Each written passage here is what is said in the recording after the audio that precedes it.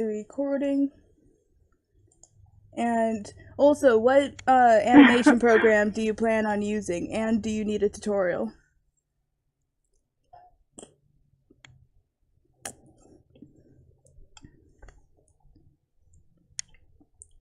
Like, sorry, I got too much popsicle at once. I don't know if I should say in the chat, but I use Animate, Flash Animate, Okay. and I know it pretty solid, so I don't think I'll need any help. Okay, because that's good, because I've never used Flash. That's the one animation Huh? program I haven't used. Or Animate used to be called Flash for Adobe Animate, because they don't have Adobe Flash anymore, it's just Animate. Um, but I remember opening it up twice, trying to use it, and then closing it and Yeah, yeah. running back to Toon Boom because Stockholm Syndrome. It's all I ever know.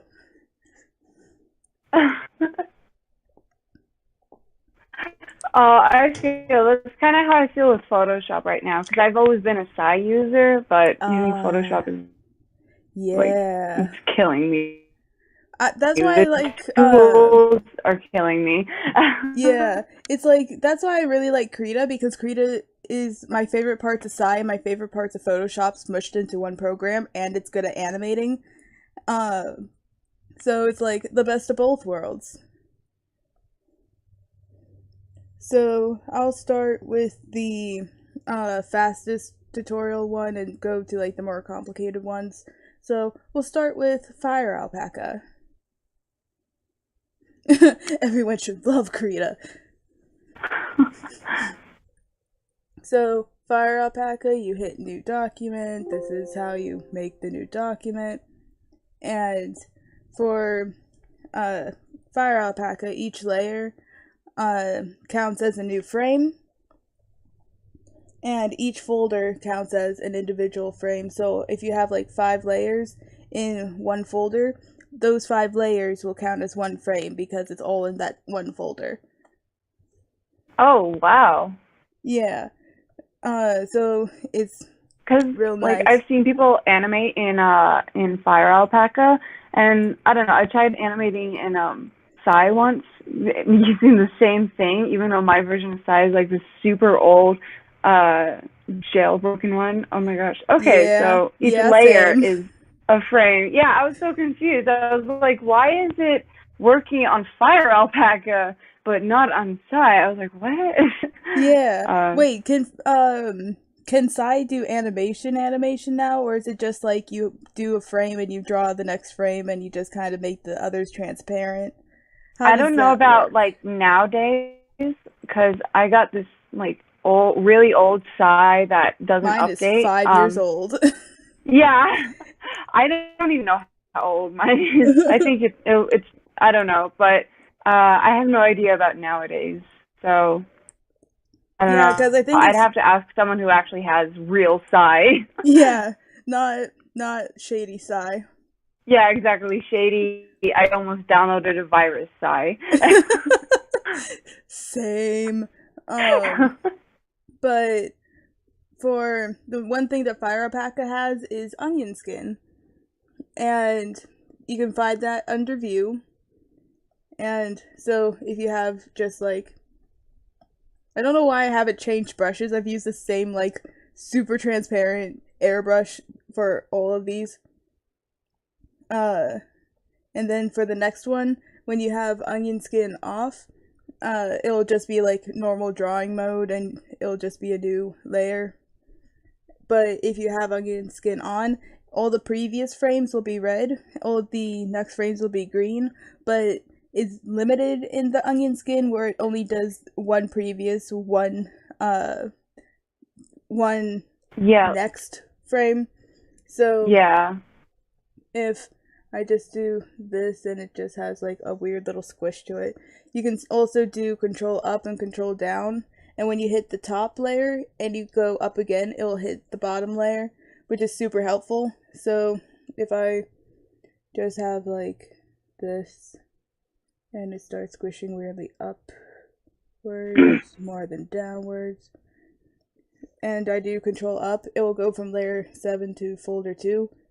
So then you can kind of just frame through it. It's like flipping through pencil and paper animation. And so you can just see how it looks, even if you can't go beyond one frame up and down for the onion skin, you can just quickly flip to see if anything looks weird. And so once you're done with your work of art of an animation, you can hit autoplay, and you can change whatever the frames per second will be. And when you're done with that, and you've finished everything and it looks good, to export it is the only part that's a little complicated, where you have to go to File and Export. Wait, I hit the wrong one. It is File, then Export Layers, Onion Skin mode, and I'll just go to the desktop, new folder, I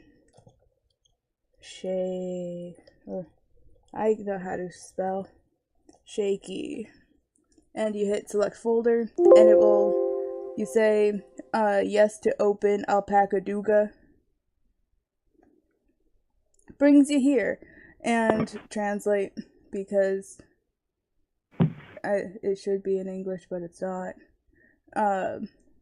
So you just have to hit select files collectively, and you go to that folder you made, and you select all the files and open, and you just wait, and they will all open up. Almost there. Just that one last little wiggle. There it is. And you can change the frames per second over here. You can say how big you want it to be, and then you hit this button right here. And then you hit this. You can deselect, do the Fire Alpaca logo. Why'd you go back to being... Hey, sorry that this is late, but like, where are you showing everyone what you're doing right now? It should be showing up in the Hangout, is it not? No, it's just on someone's icon right now. Weird. What about now? Click the screen at the bottom. Yeah. Where it says Alicia at the bottom. A screen. There's no bottom. There's just, here, I'll send a screenshot. Yeah, send a screenshot. Alright. It's an endless tunnel of... Here we go. This is... Right? This is all I'm getting. Oh. It's taking a second. Yeah, it usually takes a second. So many times I'm like, hey, check out this in just a second. And it always like slows down as I slow down. So it's like, it goes fast, and as soon as you're like, oh, it's almost there. Oh, and it's like, right? It's like it tries to make you look silly. It goes out of its way to make you look like because then I'll be like, oh, I have a perfect reaction picture for this. Yeah. And I'll be like, oh, I have a perfect reaction picture to this. And I'll like send it, and it'll take like forever, and the conversation's over by then. and then you forget to cancel it. Well, one second. Yeah, exactly. Oh, it says, but it's not pop. Oh, there we go. Okay. Can you see the endless void? Yep, there you go. I sent the screenshot. Weird.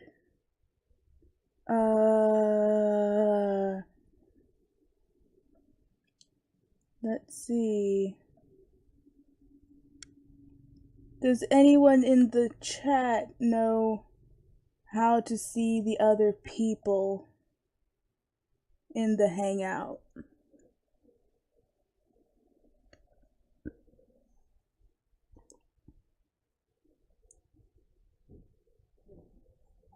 So whoever's icon that is, I love it.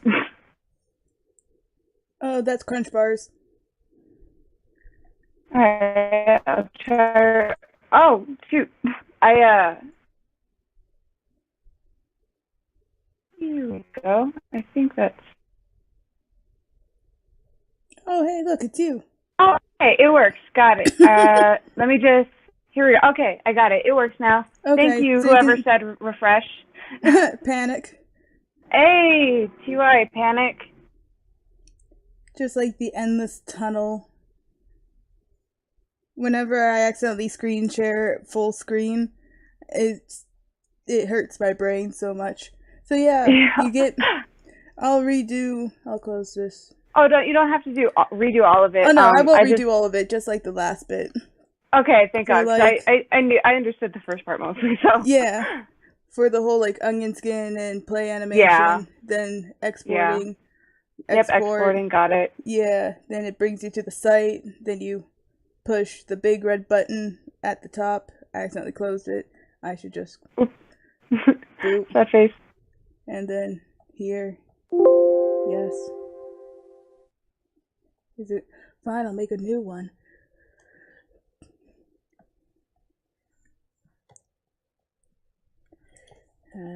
Shaky 2. And then yes to opening this. It gives you this. Instead of hitting translate, you can hit English. Then you say select all files. You select the files and open. You could probably also use this as just like a GIF maker. I don't know if it does transparency, but you can say take off the Fire Alpaca logo, and you can pick the frames per second, and you hit create, then download, and there you have your little animation to download. I just want to open a bunch of them and just have them shaking all over the screen. Oh, it's so cute. Little shaky face. And so that's how Fire Alpaca works for Krita. It is kinda, yeah, it's the whole like, I know how to draw on it. It's real fun to draw in. Looks at the animation settings, just kind of openly gaped mouth of what am I supposed to do? Make a new document. I'm gonna make it smaller than what I usually do, because I usually do 11 inches by 11 inches. Just in case something turns out really pretty, I can put it on Redbubble, and it will be a nice size for it. I'll do... Oh, you have a Redbubble? You should totally link us later. I'd be interested. Okie doke. I have things like a CG ham that I made. Just on. Oh my god. And I always put whatever I upload on everything I can, so you can get a $70 duvet cover of just, oh, that is not what I wanted. Let me just fix that.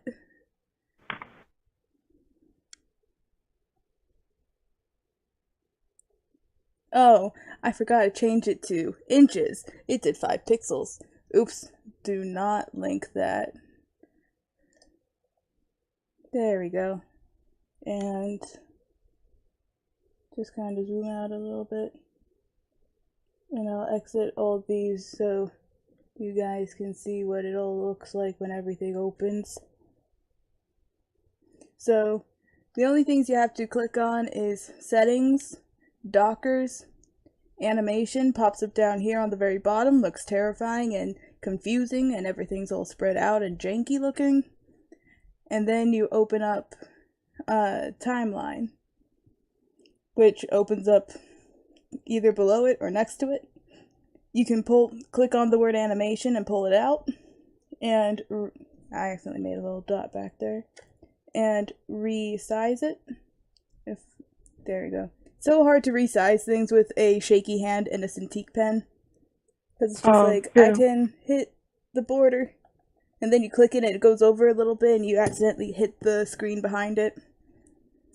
But the animation dock, I guess they call it in this program, I would call it just like a toolbar, but the animation dock looks horrible when it's spread out along the bottom, but it looks so cute and easy and not so scary when it's just this little square off to the side.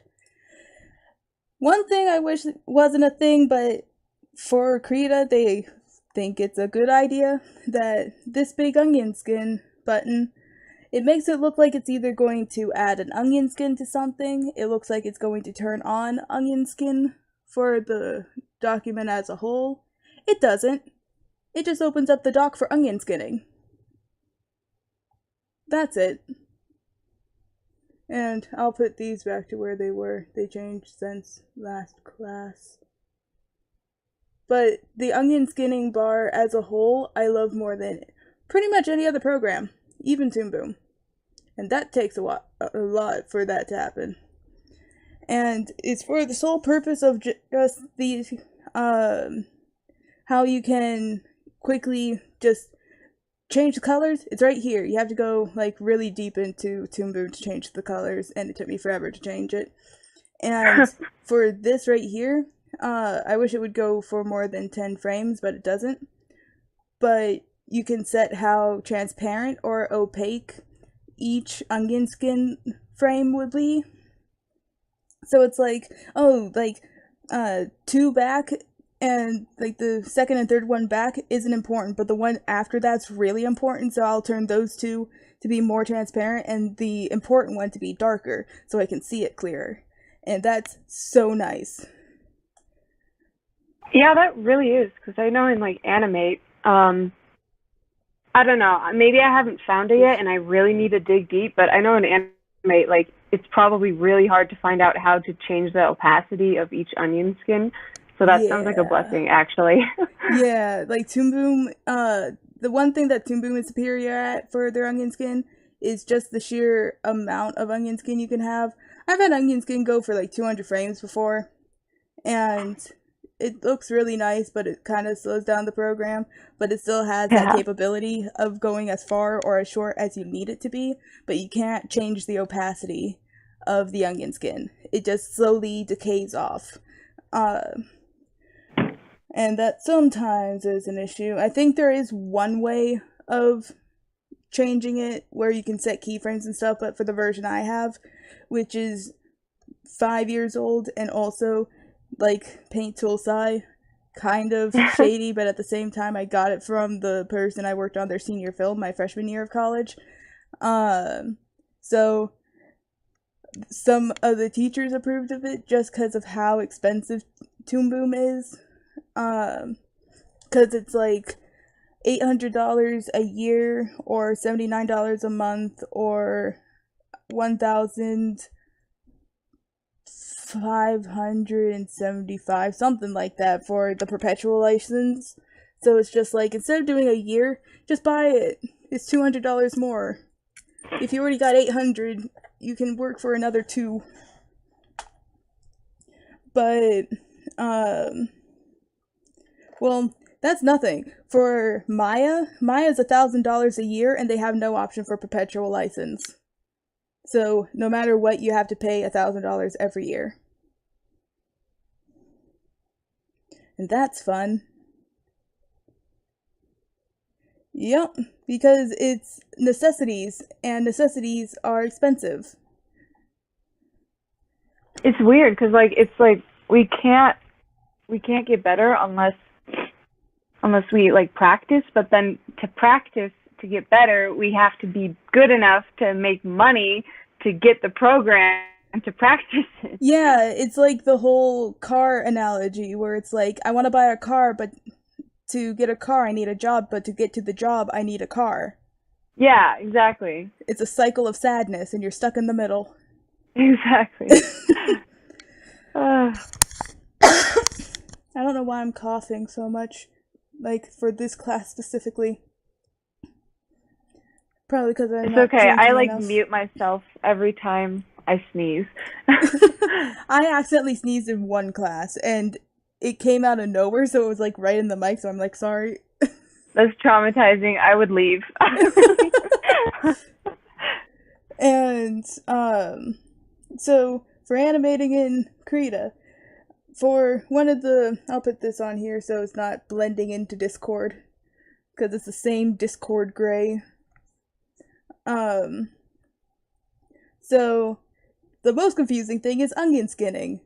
And because you can get to this part and you don't need the timeline. Like, I was just figuring out, like, I can just keep adding frames here and this number will go up and I can just switch through them here.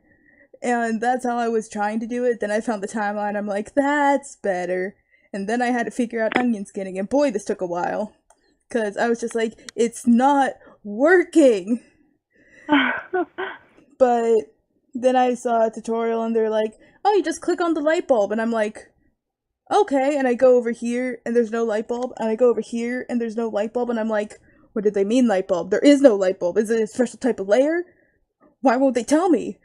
But it's very simple. And I don't know why people aren't just like, to make the light bulb appear, you make a frame.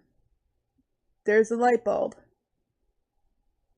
Done. Oh, so when you make a new frame, it Yeah. it automatically just makes. So okay, so it just can't be layer one. It's not for the layers. The layers and frames are separate for this program.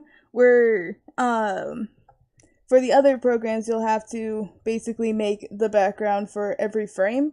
For this one, like this layer, it'll be like, here's a little green grassy hill and a green flower, and there's a leaf, and the sun's also green. It's like, I'm blue dabba dee dabba die but green. And because of the sun, he has to wear shades. Because he's cool. That's gonna be like, isn't that the walk meme in general? No, I'm kidding. And so, like, no matter where you go in the timeline, this is going to stay there. Because this is just a layer that doesn't have any animation on it. Each layer can have its own animation. Yeah, we all wish we could be as cool as the sun. So if it's just like, here's a circle, and they say that they have the auto frame mode on, but the problem with that is it makes a new frame, but it still keeps this, and I don't want this. So I just hit new frame, and then you can see the onion skin because I turned on the little light bulb over here. And so you can just keep going over, make a new frame. Oops. And so... Oh, okay, I see. Oops. How the layers and frames are separate now. I did an oops. There we go. I accidentally hit new frame on a frame, and Krita did not like that. But yeah, Okay. So if I go back more, you can see that the ones that come after it's green and the ones that come before it are red, just like every other program. I don't know how that became the standard, but it did. But I don't like that quite much, because I animate sometimes in red. And red animation with red onion skin doesn't help. And so I usually have like a golden orange and just like a purplish color. Because I know I don't animate in purple because I get too distracted by the purple, because purple's too pretty. And I never use golden yellows for anything. So it works as a good onion skin color. Yeah, I think in Animate, I think if you were to like draw in red, then, or you know, whatever it's called, I can't remember off the top. I think it's blue. The color it's blue that's behind. So let's say you draw in blue. I think it automatically changes like the color of the onion skin. I think I'm like 60% sure on that, but like that would be super helpful if this program did that. Yeah, but one thing that Toon Boom has that's really nice is it's like, oh, I want this to be a different color because it's vector based. You can easily just like control select it, or just go to the select tool and select it, and then just tap on another color in the little color box that they have for Toon Boom, and it will change it to that color. And it's so helpful. There's actually a couple tools in Toon Boom that are more helpful than any other program I've ever found. And they're just simple little tools that are just like why must every other program not have these? Like the cutter tool. I love the cutter tool. Cause it, yeah, I'll show you what that is when we get to the Toon Boom part of this. Okay. But yeah, you can say to end this at like frame 9, well, frame 15, because you never want to end an animation like as soon as it ends, because you don't let your audience actually figure out, because normally the brain needs at least 6 frames to understand like what's happening. So if you end something and it just immediately ends, most of your audience will just miss that the first couple times until they see it like the 4th time. And so if you actually have it either slow to a stop at the end and just let it sit for a bit, or if you just have the animation just have like an extra frame or two, so they really see what happens. Or if you make it a loop, that also works. Your audience can see like, oh, it's gonna end here, but 15 is actually kind of long. I'll make it so, oh, I thought there was a frame here. There's not. I'll make it end on 9. That way there's like 3 frames extra. And then you can play it here. And I always animate 24 frames a second, even if I animate on 2s or 3s, which is like, these are 2s where it's 2 frames each, and 3s would be if there's 3 frames. 1s are frames that every frame is a different picture. So most of the time for Western animation, it's 24 frames a second on 1s and 2s, and Eastern animation, like anime and stuff like that, would be 12 frames a second at 1s and 2s, which are basically 2s and 4s in 24 frames a second. So there's a lot more like holds and pauses, and sometimes they just have the frames where the person's standing there and only their mouth is moving. But I usually do 24 frames a second, because even if I do have just like keys and it's really like 5s or 6s, but it looks nice and smooth, and I realize there needs to be something in the middle here. If I had it at like 7 frames a second or 12 frames a second, and there's no place for me to put that frame, if it's on 1s for that, then I would have to recalculate all the timing and increase the frames per second. But if it's 24, not going to get much faster than 24 frames a second. If it does, you make it a smear. So it's just the easiest way to make sure you'll have enough room if you need it, without having to recalculate everything.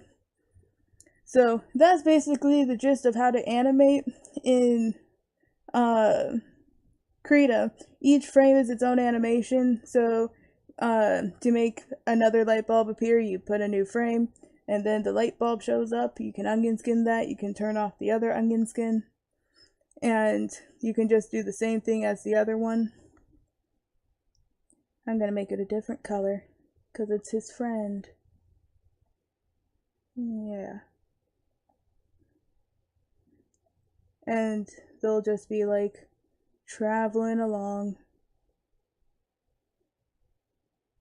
I still need to remember what the hotkey is to switch frames, because I am too lazy to figure out when things should be. Or I'm too lazy to keep hitting each frame to go to the next one and whatnot. And that looks weird, but oh well. For the sake of just showing the basics, now we get to the next confusing part, rendering the animation. So, I may or may not have been dumb when I first installed this a month or 2 ago. Apparently there's a new one, Happy mentioned it the last class, where it's 3.2, I have 3.1, and I still need to get 3.2, so I'll probably do that either later today or tomorrow. But, for the image sequence, for when they render out each frame, you name it up here, so it can just be like, friend hop And to name the actual GIF or movie, it also has to be named down here.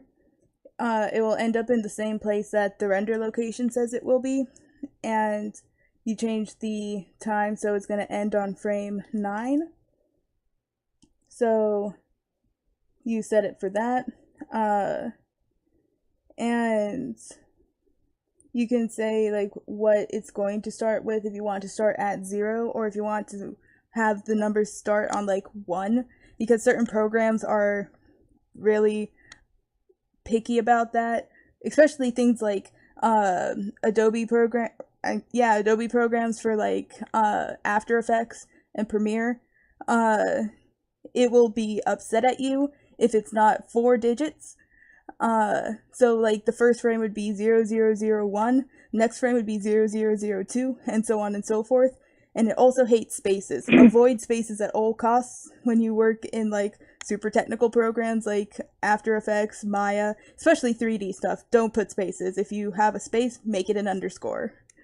And I got into that habit for a while, and now that I don't use it as much as I did at school, I'm just like, it's a space. Mainly because it took me forever to actually get Maya on my computer. Also, if you have a student email for like, if you're in college and they give you a student email, or if you, I don't know if any high schools do this, but if you have like a high school student email, you can get the student version of any like Maya software for Autodesk. That's it. I kept thinking Adobe, and I'm like, Adobe's not Autodesk, it's something different. For Autodesk, which has like 3ds Max, which I think they're slowly getting rid of. Anything basically 3D that's not ZBrush is Autodesk. So Maya, other programs that people use. So many of the Autodesk programs I use are discontinued because Autodesk is like, other programs work for this, we don't need it. So they had a sculpting program, don't have that anymore. They had basically a 3ds Max, which is like Maya but not. I'm pretty sure they're gonna get rid of that soon. Also, there's a bunch of programs that if you have a student email, you can get the student version of it. And for 3D programs, most of the time, it will be everything you can do in the full version. The only technicality that they have is you can't earn money on anything you make. So you can't use it for like commissions or jobs. And wait, you can't use this program for commissions or jobs? You can't use like 3D programs for Autodesk or Houdini, which is a 3D visual effects program. Normally for student versions of things, because if you're a student, you're going to need access to every option that it has, but you won't, because you're a student, it should be to learn and not profit. Right. And so that's their only technicality. So the Maya I have, because I may or may not have told them I was graduating next year when I am graduated. And if they ask, I'll just say I wasn't sure because I had some bad quarters, you see, because my grades aren't great, but my portfolio is fantastic because instead of working on assignments, I was usually helping people because I prefer helping people to being just like doing work. And it actually got to the point where I was helping too many people. I had to like isolate myself on a different floor and hide in like one of the very, very back classrooms. And that lasted like 2 weeks of nice getting my homework done. And then people found me. Oh, hunted. I really was. Like, people were looking for me. It wasn't like, oh, hey, so I didn't know you were back here. It's like, oh, hey, I found you. And I'm just like, oh, no. Because I have the type of personality where I'll immediately go help someone if they need it. And doesn't matter, like, who they are, if I know them. Because a lot of times people are like, someone told me to ask you for help on this. And I'm like, yeah. And I'm too trusting with people. Also, like, this guy was asking if anyone had a Cintiq pen. And Cintiq pens or just like tablet pens in general are $50 pretty much. And I'm just like, oh yeah, sure, I have an extra, you can use this one. And he's like, are you sure? And I'm like, yeah. And he's like, oh, well, just so you know, I won't steal this. Here's my driver's license. And I'm like, oh, yeah, that would be cool. But I wasn't Oh my expecting it. I was just gonna be like, he'll probably come back, right? Thankfully, he did come back. But I have way too many Cintiq pens than one person should have. Because I got my first tablet and I lost the pen, or I thought I lost the pen at my community college before I went to the Savannah College for Art and Design, and just to get like math classes and stuff out of the way because it's a lot cheaper than SCAD. And I Yeah. thought I lost it in the common area, and then I got a new one. Then 2 days later, I found the old one, and then one of my friends was switching to a different brand of tablets because theirs broke and they didn't want to have to spend money for a whole new Wacom tablet. So they're like, yeah, here, I don't need it anymore because they were kind of impulsive. And I have a couple impulsive friends. I have like Hitalia figurines because I had one friend who lived for Hitalia. Then one day she just brought a box full of her Hitalia stuff and was like, I don't like it anymore. Oh my gosh. So Wow. it's like, I mean, I relate. I'm kind of impulsive too. Like I remember I saw this lobster in a crane machine. Uh well, and crane I machines are just so addicting. yeah, I know. I'm actually really good at them, but I remember Yeah. like I was like calculating because there were two crane machines. One was on the other side of the building I was in, Mhm. and I was running like back and forth to like calculate how can I get a hold of this lobster. And I spent like $5, I think, trying to get that stupid fucking lobster. And, and I was like, I finally got it. Like, I ended up getting a bowl instead of a lobster at first. And I was like, oh my God. Yeah, But as soon as I got the lobster, I spent like an hour trying to get that lobster. It was that's absolutely me. the That's best, honestly. 100% me. I have Same. like, So now all my friends, oh, you know that Saraha thing? no, what's Saraha? Saraha is this website where you can, if you make an account, people can send you anonymous messages to you. Like, usually they're nice, most because you share your account with your friend or friends. And like on Snapchat, it was a thing for a while.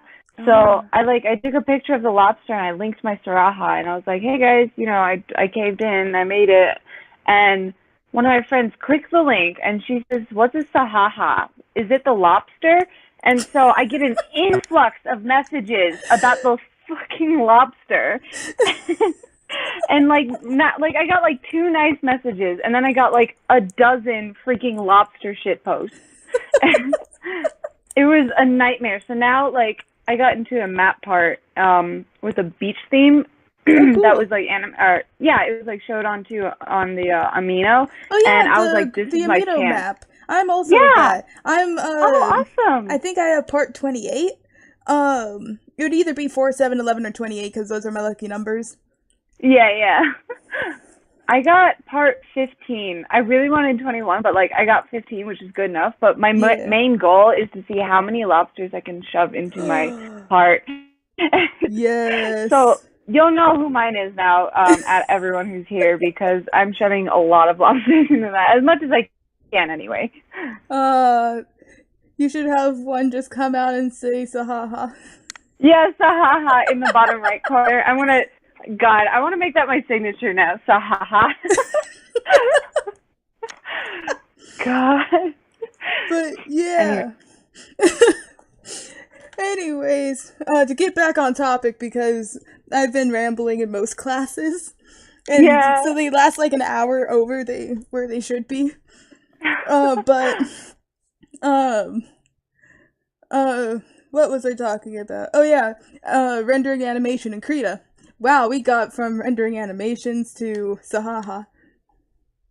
Yeah, and lobsters. Yeah, and so first part is the name of the image sequence, and if you don't render it, you can choose like what you want it to be. And if you want transparency, render it as a PNG sequence. And then I forget if I linked it in the animation class info chat or not, or announcements. Yeah, the place for resizing video. And also being able to make GIFs on that site as well. They do transparency for GIFs where Krita does not. As far as I know, the new one might. And that would be great, but normally it does not. And I tested that out yesterday in one of the classes because I had this animation that I tried to render out, and I realized that because it was a black smiley face, if the back isn't transparent, it will turn black, and you won't be able to even tell if it exported the correct thing. So I re-exported it with a white smiley face, and it doesn't do transparency. It makes me so sad. But you can just do a PNG sequence and that will have transparency, and just put those files as long. I forget how many frames is the limit, but it's usually like if it's a video file, it's less than 100 megabytes. And if you have, for Toon Boom, it dishes out really big video files and it doesn't do GIFs. So whenever I export anything from Toon Boom, I put it into the easy, gosh, what was it again? EasyGIF.com for the video resizer, because it makes it literally go from 57 megabytes to like 2 megabytes, and it looks exactly the same. It does not reduce the quality whatsoever. And that's how I can post videos and stuff into Discord, because Discord has that like 5 or 10 megabyte limit. Then render location for the image sequence. If you don't have it specified down here, it will probably end up in the same place you put the image sequence. I always say delete the sequence after rendering when I just do a GIF or a video directly from here and don't go to a converter, for the only reason I don't need 400 images if I already have the GIF or video, and that's going to just take up more and more memory. So I just delete it after rendering. For this section, let me just get this so I can draw over it, is this part specifically is the bane of my existence when I was trying to export something the first time, because it wouldn't render, and I looked it up and it said, oh, just download the FFmpeg file, and I recently posted that in this chat. Oh, I passed it. Did I jump back to present? Just go up a little bit at a time. There it is. Open link, and then open link, and I'll copy and paste this into the chat for you guys so you guys can see it. Copy image, paste image, copy image, paste image. And so you download it here, and that's not even the reason that it was the bane of my existence. The reason was I didn't notice this section on the export or render animation box. So I downloaded it, I did the whole like install, put it in like its own folder and everything, and it wouldn't render. And I was confused as to why not. So I'm like, maybe it has to go in the Krita folder. So I put it in the Krita folder, still wouldn't render. I was like, does it just go in the program? I put it in like 12 different places, and it wouldn't work in any of them. And then I noticed like, you have to tell it where you put it. I didn't see that for 2 hours. And then I saw it, and now it works perfectly fine. So just gotta click on this, and you just tell it where you put it, and everything's good. Mine is in the C folder. That's where I finished putting it after 12 other places. And you just click OK, and it will render out your animation. And that's how you animate in Krita. And so up next would be Toon Boom. Also, if you can get the student versions of things from Autodesk, get Sketchbook Pro, because Sketchbook Pro is so nice because it feels like an actual sketchbook. It increment saves things, so you can just be like, here's a folder for sketchbook, this one, and it's like page 1, page 2, and every time you save it or have like a new folder, not folder, every time you make a new file, it will automatically increment save it to be the next thing. And down here you can go from previous image to next image, so it will actually go through all the different pages that you made, so it feels like a sketchbook. And it animates, because you can do file, new, flipbook, and it works basically the same way that other things do. It just has a max of 1,000 frames. Here's the timeline, and it works a lot like how Krita does with the timeline, where every blank space in between frames will be just like that first image. The onion skin goes 10 frames in either direction. This is to loop it. Here's the play button. And that's the long and short of it for that. You hit export flipbook, and you can say how you want it to be exported. And that's how you use Sketchbook Pro for animation. The best part is they have perspective tools, they have French curves, they have an ellipse tool, and a ruler. And the thing that makes it different than other programs is you're drawing on this line. So it's like this side's gonna be thicker and darker than this side. So it still feels like you're actually drawing on it. And for perspective, they have 1 point, 2 point, 3 point, and fisheye. And you can change how big it is and just be like, it's a square box in fisheye perspective. Hey. And you can lock it and hide it and everything. And it just has a lot of nice tools. If you have Copic markers and you have specific colors you like, they have the whole Copic library here for every size Copic. Or not every size, every shade of Copic markers. Oh my god, I'm such a slut for Copic markers. This is Sketchbook Pro, right? Mm-hmm. I need this. No worries, Crunchbar. This will be all recorded and put on YouTube after the class is done. It'll probably be like a couple hours after, because it takes each class at least an hour to upload onto YouTube because it's a couple hours long. And I still have to upload the class that came right before you guys. So it'll probably be like at least 2 hours after class this will be up. Oh hey, Relia's here. Oh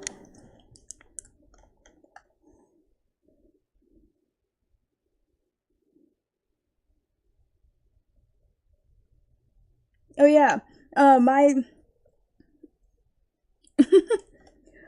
my tablet came with Autodesk Sketchbook Express, and it was missing a lot of these tools. Like, it only had the basic stuff. But if you have a student email, you can get the full version. And it's so beautiful. I love it so much. I don't think it's too expensive either just to buy it. It's not like, oh gosh, wrong one. It's not like Maya, which is like $1,000. Autodesk Sketchbook Pro. Yeah. For a 3-year key, it's $50. At least on that site. They have a free trial of it, but I don't know. It's $4 a month or $29 a year. So it's much cheaper than their other programs.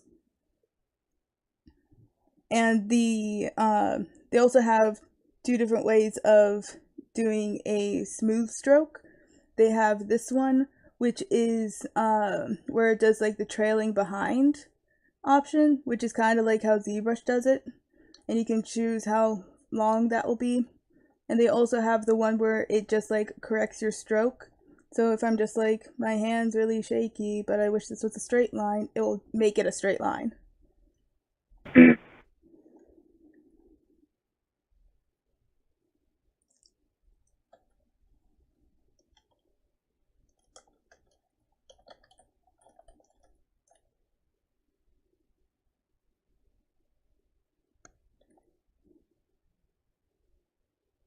Hopefully Malaya can get in here.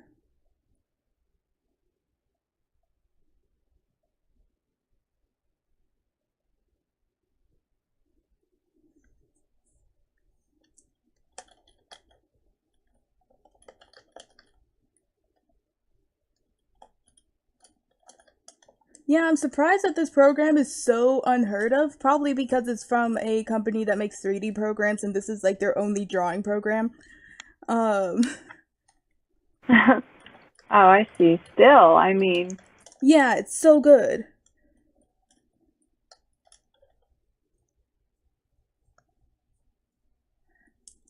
And just the fact that you can do all these other things while it's still doing like the animation stuff is so nice. But the thing with the animation is you only get 3 layers: the foreground, midground, and background. The cool thing about the background though is no matter what you draw in here, I'm gonna draw another flower and a cool sun because that is my go-to. Just cool sun with the shades and his smile. Also, one thing I love that this does that Toon Boom cannot comprehend with its smooth stroke is it's like, that's a change in direction. That's intentional. It kept it sharp. It rounded it off a little bit, but Toon Boom would be like, oh, you want this? Go like this? What is this? Oh, my friend is messaging me. I'm gonna embarrass him. I'm gonna be like, hey, I'm teaching a class. They can all see this chat. wink face. Wink face. Oh god, him and his puns. Classy. Oh my god.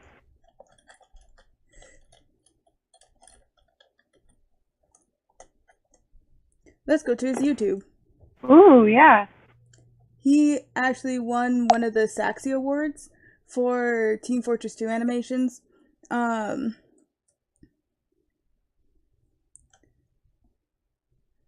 She said she typed in the URLs. From here to wherever you typed them, or click on the links. So to YouTube. And also his username's Cobalt Gemini because he likes the color blue and he's a twin. Oh, cool. There he is.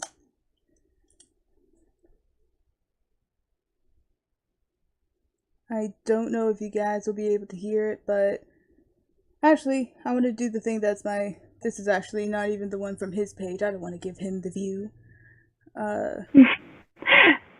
Gosh dang, Brent, where is... Let's see if I can just... There. Brent Kennedy. There it is. I'll do this one because this one's my favorite. We'll just have a little movie thing until Malaya gets here.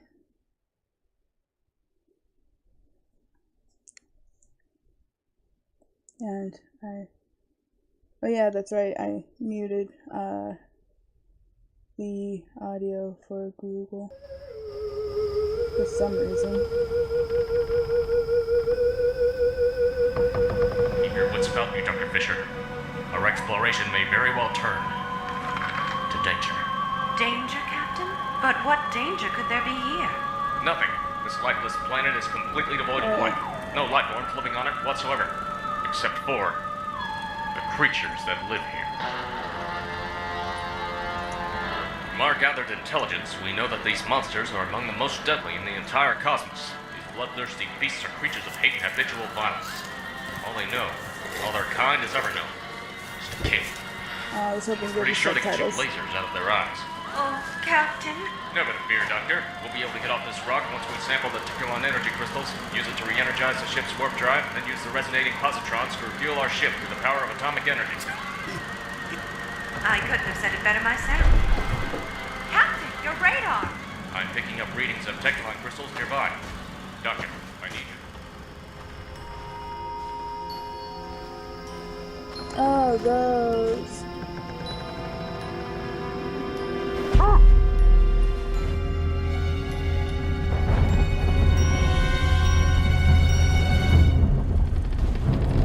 Captain? John, is that you? John, are you there? Say something!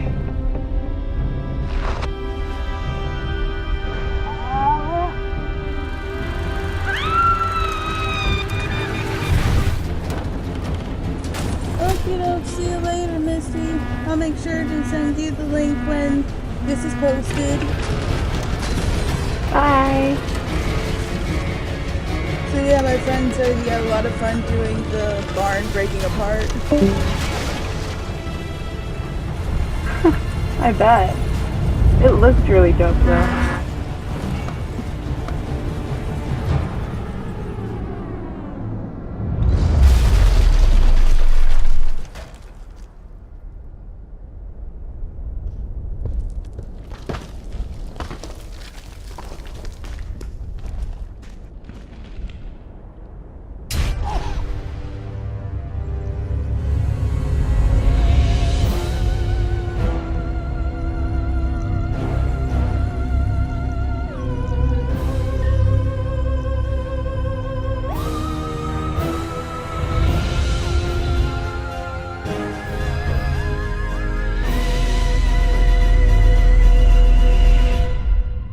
But yeah, that was the trailer he made. He got to go to, I forget if it was because of this thing or if it was because of the Little Guardian Pyro. He got to go to the actual game's headquarters and just like, walk through it and meet people and stuff.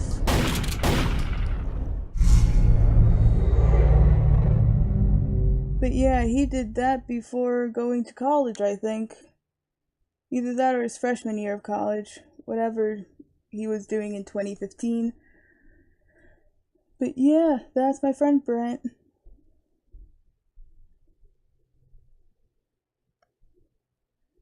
So, where were we?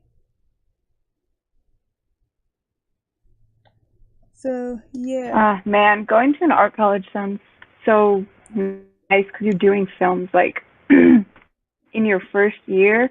When my animation teacher gave us a week to finish a 1-minute film. Oh my goodness. Yeah, that was pure hell. Most of us either didn't sleep and didn't finish or just plain didn't finish. I finished, but did not sleep.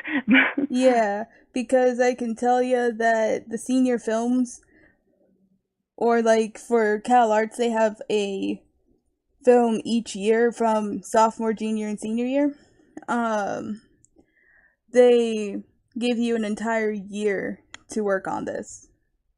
That's so cool. What the fuck? I wish my college just did that. Yeah, and you get like a team of people to help you work on it. For I think Cal Arts and Ringling, I think they give you like an assigned team of people, and there's like only certain films that get made. But for SCAD, they basically each person's their own director. They can recruit people from any year, from freshman all the way to senior.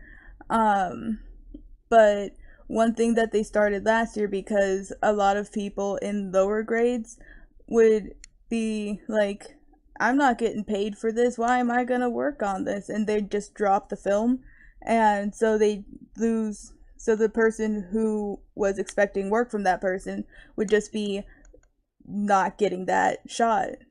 And they'd have to either do it themselves or pass it on to someone else. So for accountability reasons, they're trying to make it so you have to have like a set group of people.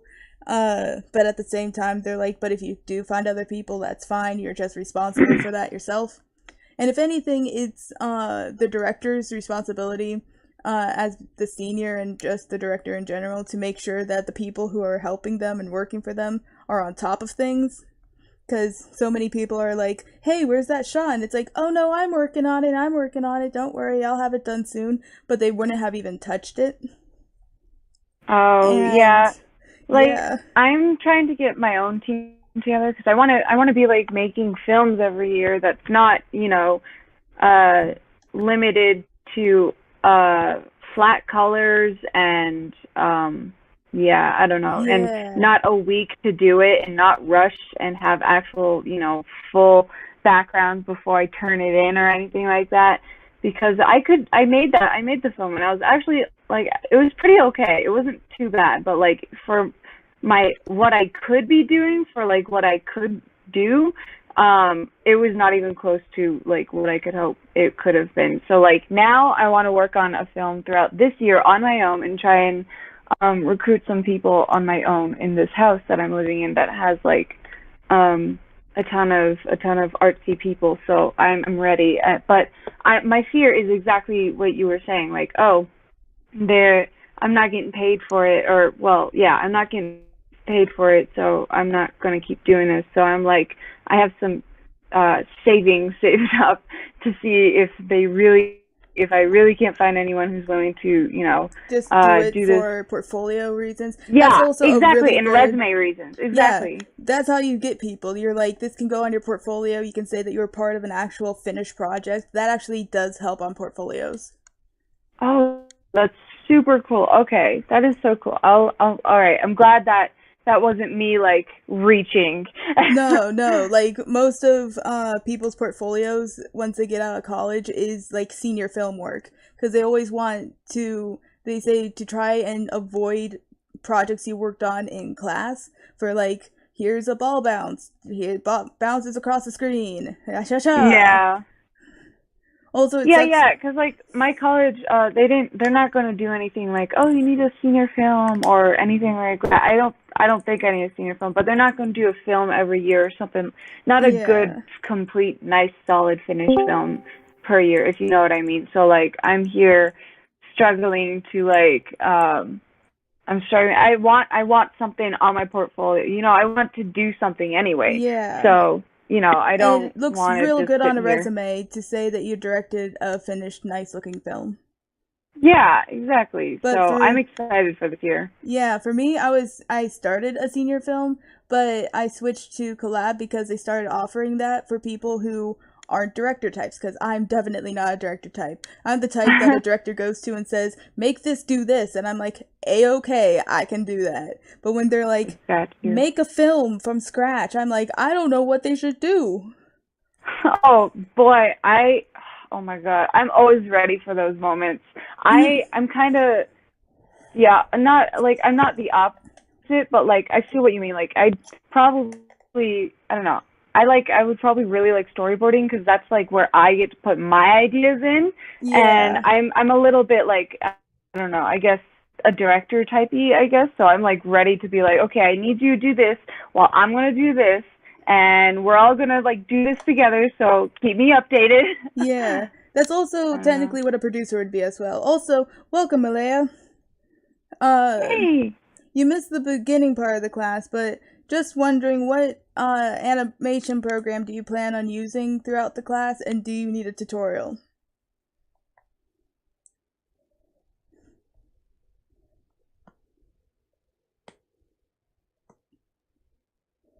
Okie doke.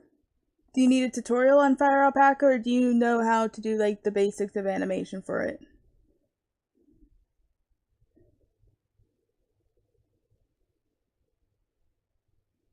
Okie doke. Then we shall continue. I was just showing, so far we talked about how to use Fire Alpaca, how to use Krita, and how to do Toon Boom. But yeah, I was just talking about the background, how even though other things will change, the background will not. And that's nice. I always like it when programs do that, where they're like, yeah, you can just make the background once. But the also bad side is that I'm pretty sure you can't edit the background. So it's probably going to be for more stationary animation, or you would make it a PNG sequence and just put it on a background in another program. But especially just designing backgrounds with stuff, it comes with a handy dandy, like, just perspective tool. And I love Fisheye. Fisheye is so cool looking. Oh shit. Perspective tool. Yep. Good. Bro, oh my god. This program is so cool. They have 1-point perspective, they have 2-point perspective, 3-point perspective, and fisheye perspective. And you can make it so the programs will, or not the programs, the you can gosh words, you can toggle visibility on or off, and also lock, because lots of times I'll be like, oh yeah, I just need to make something really close, and I'll accidentally move it, and it's so hard to get back. Same thing with symmetry. And you can also do perspective and symmetry. But for the symmetry part, I always accidentally hit this, but whenever I do character design stuff, for like a model sheet, I always use Sketchbook Pro, because it has this handy dandy, just like, I can draw a person in half the time. And I need a left and right face. Cool, I can do that. If there's any asymmetrical qualities to this character, I can add it after I do everything else, because it's just like, and also they have the whole like shift is a straight line. So it's just like, yeah. And so nice. Here is a quick, oh, that's a weird arm. It's just a super quick model sheet. Ta-da! Normally it would have more details, but yeah. So if someone has just like hair that kind of swoops over on this side, it won't be here, and if it's like shaved on this side, you can just show that it's shaved with like this part of their hair, and then this side would just be the hair. And that's how you do a quick model sheet. Hacha! Nice. Dang. And then you just make it look nicer than rough like this. But that's how you do Sketchbook Pro, and all the little doodads you can do. Now time for the big guns. Toon Boom. I keep eating these breath strips because mint is tasty. Oh, breast strip. I don't know. I don't know what I heard, but I thought it was like some sort of medicine. I was like, what? Yeah, I'm just chugging the old cough juice. Yeah, I know. I don't know what I heard, but I was real confused for a second. No, the only medication I take is ones that are prescribed to me by a doctor. True. Although typically doctors never know what the fuck is going on with me, so there's like, just take an ibuprofen. Yeah. Like, all right. Yeah. I don't know. I tend to pull my muscle a lot, so they get annoyed. And my mom has a lot of back issues, so she pulls her back muscles a lot. Oh, that sucks. I do it because I'm stupid, and like, for example, I was helping a friend move in yesterday, and I carried something really heavy. Yeah, I was like carrying something really heavy, and then like an issue that had just gone away came back, and I was like, God damn it. Yeah, that's my mom to a T. She was helping, I think, my Uncle Paul move or something, and she was getting something out of the trunk, and she twisted weird, and it wasn't fun. Aw, rough. The only positive part is when she gets to lay in bed and have everyone wait on her hand and foot. That sucks. Man, I'm gonna be your mom one day. Well, no, hang on. That was a weird sentence. I'm gonna be like your mom one day. Like, hold up. It's like there's something wrong there. Yeah, it's one of those sentences I didn't think fully through. Yeah. It's like trying to talk about the ball bounce, and it's like, I've never said ball this much in one period of time. Yeah, exactly. Ball isn't even a word anymore to me. It's just like a sound. Yeah. It's just like, I've been saying this for the past, since like the first class started at 12 o'clock and it went until 3:55 because I kind of rambled a little bit and kind of gushed over Sketchbook Pro a little too long. But anyways, That's we're on fine. Toon Boom I now. could listen about Sketchbook Pro being dope the whole class. It's like, this week we're just gonna talk about Sketchbook Pro. Fucking A, I would. Also, one thing about Sketchbook Pro is that they have Copic marker tools to go with the Copic marker library. Yeah, that is like, that was what sold me initially. I saw you say that earlier, and I was like, I'm here for this. I'm so here for this. Yes. But for Toon Boom, I wish it felt more like drawing than just like, I'm making lines. But because it's vector based, it doesn't do that. So I always have like transparency on, so it feels a little more like drawing. So you can actually build up color and stuff. But in the newer versions of Toon Boom, it's called Toon Boom Harmony. This is Toon Boom Animate Pro, which this is everything I own is like 5 years old. My laptop's 5 years old, my phone's 5 years old, this program is 5 years old. Man, run it into the ground. Yeah. And so they no longer make Animate Pro, they only do Harmony now. And so lots of things have changed in 5 years, one of which is that they improved the pencil tool, because the pencil tool right now is not fun, because it's just a line, it doesn't taper at all, unless you, like, I think, nope, not even. I thought it would be that there were settings for that, but there aren't. It's just meh. And deadlining things, which means there's no line weight to it, isn't fun. Huh. And I think they have one that's like, nope, I thought that would be a little softer looking. Unless it's softer looking here. Nope, it's not. Yeah, this is What do you mean by line weight?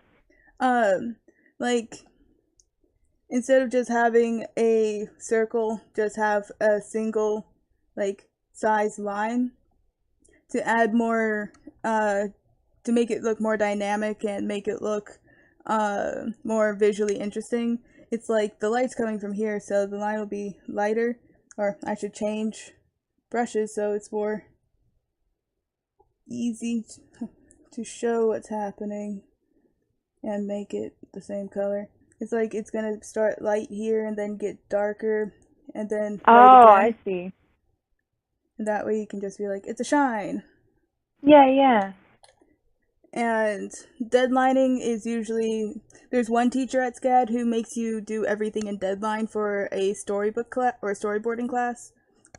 It's like storyboarding / character design, because his theory is if it looks good when it's deadlined, it'll look good when you have line weight to it, and that's not always true. Because there's a lot of characters that look good because of the line weight, because that shows the person's style.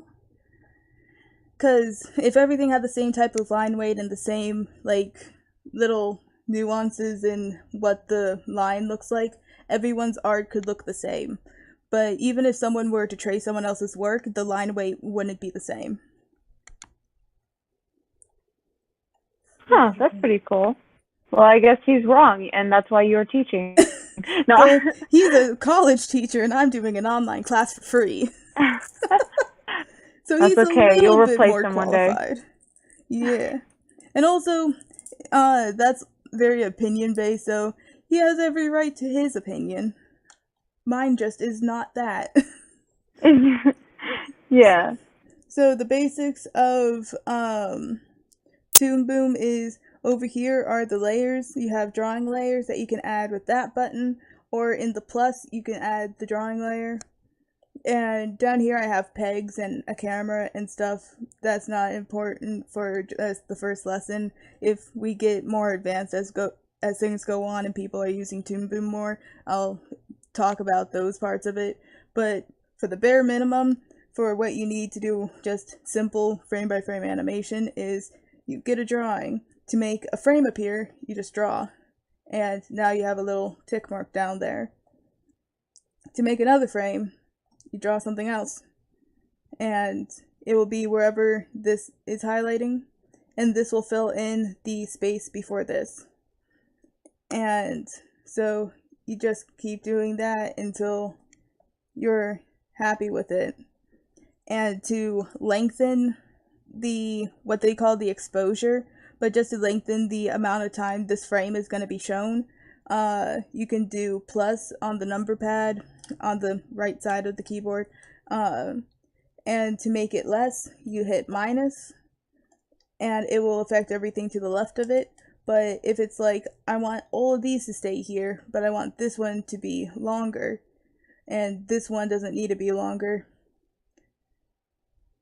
you can just move it by clicking and dragging, and that affects only that. And then it's like, I want this to go until here. You can either just go next to it and click and drag, get 2, then drag the last one, because that's fun and more work than necessary. Or you could just press F5, like click where you want it to go, F5, it goes until the end. And that's what I normally do because I like the least amount of work to make something look nice. And if you want it to end right here, you can hit stop and it will stop there. Very straightforward.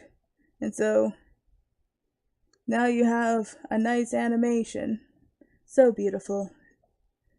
And you can also see my multicolor of the purple and the yellowy orangish color. Also, I make it like a yellowy orange because if I do end up using orange and if I do end up using yellow, it won't look like the onion skin because it's perfectly in between both. So if I go over here and I add yellow, that's a lime green. I want yellow. It will still be very different looking, and so things in the middle are cool. So once you have that, that's pretty much it, except if you use Toon Boom, you have to add a color card, and you can move this to the very bottom. Make sure that when you render, the color card is not selected, or else these squares will render out with it. To make the squares go away, you click on something else, because whenever you select the color card, it shows that you're selecting the color card. And I'm pretty sure the squares are the background without it. What's the color card for? It's basically the background color, where without it, it will be transparent if you render it as a PNG or a GIF, or they don't do GIFs if it's a PNG sequence. But if you do just like a video file or something like that, it will be black, and that's not fun. Oh. But I like the shade of gray that the default like transparent background has, so I usually put the color card on last.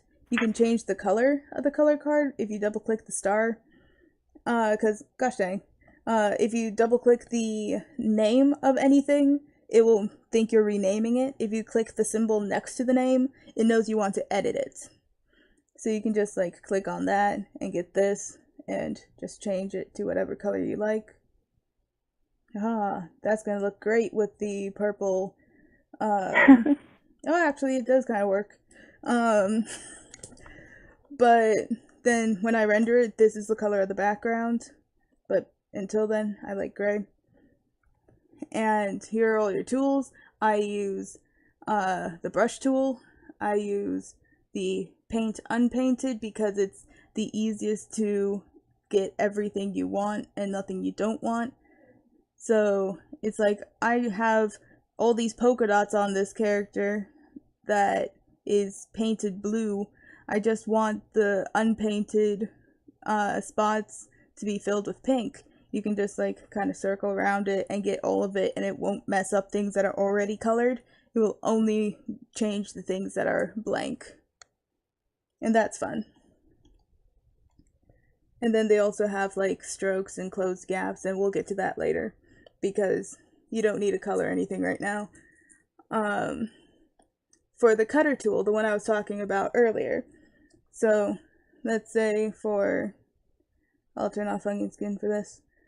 I want like a cube, but I want it to be kind of like this, but it's easier to draw just like this and this, and just not have to worry about these little bits, because if you hold this down you get other options, and this is what the cutter tool does.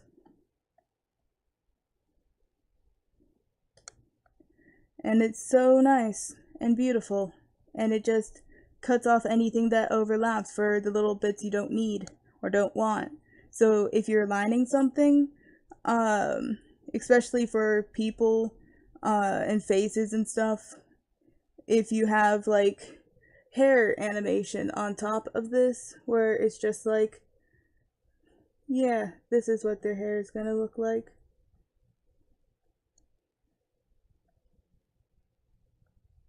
So now you can just go through, I'm gonna actually make this go like that. You can go through and just cut off all the little bits that you don't want. And it's so nice and quick. And Dang. I wish every program had this, but that means every program would have to be vector based. So I use this program for inking drawings a lot. And it's for the sole reason of the cutter tool's existence and how nice the smooth stroke is. Because this is the program that feels the smoothest, which isn't great for sketching, but great for inking. Yeah, sheesh. And Like even if it's an animation program, just pop your drawing in, at least the cutter tool. Yep. Take it out. And it's funny because a lot of people don't know about the cutter tool even at SCAD, and so when they're introduced to it, they're like, I've been doing things I didn't have to for all these years. And I wish every program had this, I honestly do. But that is the long and short of how to animate in Toon Boom. To render something, you go to export and you render the movie. There's the render network as well, and that's complicated, and usually when you're 100% done with like the shading and the coloring and the inking, so we'll get to that later. But also make sure you save as new version, because there's save as and then save as new version. Save as new version keeps everything in the same folder. And the way that Toon Boom finds drawings that you've made is it makes a little file for that image, and so you can't move anything out of that folder or move that folder. So make sure it's like in a a very specific place you know you're gonna keep it in. And if you save as new version, it saves a new file in that folder. If you save as, it will make a completely new folder, which is good if you're going to make a big change, because it will affect all the images in the previous versions, because they're all getting the images from the same place. But usually if you're just working continuously, you will save as new version, mainly because every so often Toon Boom will be like, let's corrupt this. And if you have only one version in that folder, the only version you have will be corrupted. If you have like 20 increment saves, it will probably only lose an hour of work maybe, and not the past 2 weeks work. And that is always nice. And oh, I forgot to mention, if you want to add,